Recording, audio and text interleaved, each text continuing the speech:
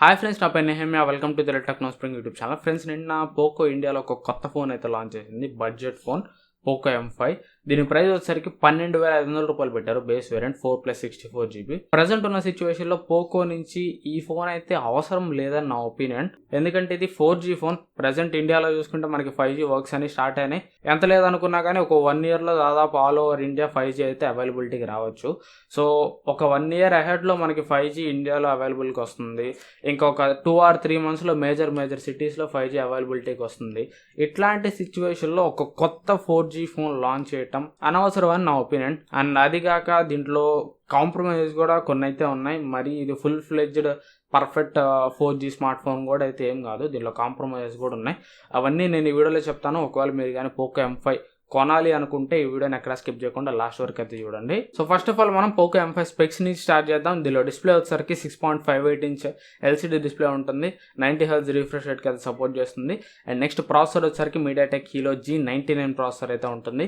ఈ G99 processor G96 ప్రాసెసర్కి కొద్దిగా upgrade processor అని చెప్పొచ్చు. CPU clock speed and GPU clock స్పీడ్లో డిఫరెన్స్ అయితే ఉంటుంది. G96లో CPU క్లాక్ స్పీడ్ 2050 MHz ఉంటే G99లో వచ్చేసరికి 2200 MHz అయితే ఉంటుంది.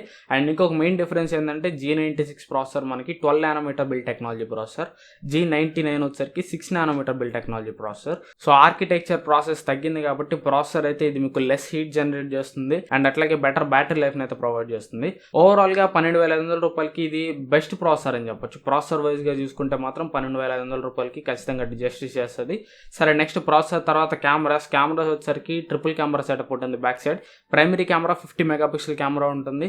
ఇది ఏ సెన్సార్ వీళ్ళేం మెన్షన్ చేయట్లేదు. అండ్ సెకండరీ మిగతా 2 కెమెరాస్ వచ్చేసరికి 2 మెగాపిక్సెల్ కెమెరాస్. ఒక 2 మెగాపిక్సెల్ డెప్త్ సెన్సార్, ఇంకో 2 megapixel macro camera.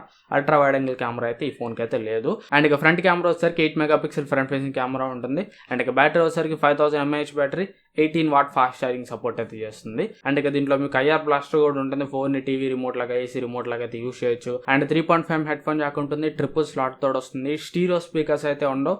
Dolby Atmos కూడా అయితే లేదు. ఇది ఓవరాల్ గా కంప్లీట్ స్పెక్స్ అయితే. సో ఈ స్పెక్స్ అన్ని చూసిన తర్వాత నాకైతే ఈ ఫోన్ లో చాలా కాంప్రమైజ్ అయితే కనిపించినాయి. ఒక ప్లస్ పాయింట్ ఈ ఫోన్ కి చెప్పుకోవాల్సింది ఏంటంటే G99 ప్రాసెసర్. ఆ ప్రైస్ కి 12,500 రూపాయలకి ఇది బెస్ట్ గేమింగ్ ప్రాసెసర్ అని చెప్పొచ్చు. పవర్ఫుల్ ప్రాసెసర్ అని చెప్పొచ్చు. గేమ్స్ ఆడే వాళ్ళకైతే మాత్రం ప్రాసెసర్ ఇది ఆ ప్రైస్ లో ది బెస్ట్ ఉంటుంది. ఆ ప్రాసెసర్ ఒకటి తప్పించి మిగతా ఏది కూడా నాకు అంత కరెక్ట్గా అయితే అనిపించలేదు. Mainly cameras, front camera only 8 megapixel మాత్రమే. మెగాపిక్సెల్ మ్యాటర్ చేయదు, సెన్సార్ క్వాలిటీ మ్యాటర్ అని నువ్వే అంటావు కదా బ్రో అంటే, ఫ్రంట్ కెమెరాకి అది కేసు కాదు. అది కూడా బడ్జెట్ ఫోన్స్ లో. ఇప్పుడు ఫ్లాగ్షిప్ ఫోన్స్ లో కూడా ఇంతకుముందు సామ్సంగ్ ఫ్లాగ్షిప్ ఫోన్స్ అయినా ఐఫోన్స్ లో అయినా కానీ 7 మెగాపిక్సెల్ కెమెరాలు, 8 మెగాపిక్సెల్ కెమెరాలే ఉండేవి, కరెక్టే. కాకపోతే అక్కడ సెన్సార్ క్వాలిటీ వేరు, అక్కడ సెన్సార్ సైజ్ వేరు, అక్కడ సెన్సార్ మ్యానుఫ్యాక్చరింగ్ కూడా వేరు.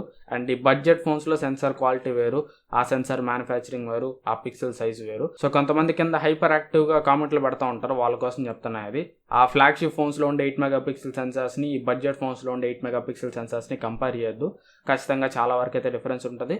అండ్ ప్రజెంట్ ఈ ఫోన్లో అయితే మాత్రం 8 మెగాపిక్సెల్ కెమెరా నేను ఒక మైనస్ పాయింట్ లాగే చెప్తాను. సో ఎందుకంటే 13,000 రూపాయల దాకా మనం పెడుతున్నాం. సో కనీసం ఒక గుడ్ క్వాలిటీ ఫ్రంట్ కెమెరా మనం ఎక్స్పెక్ట్ చేయొచ్చు.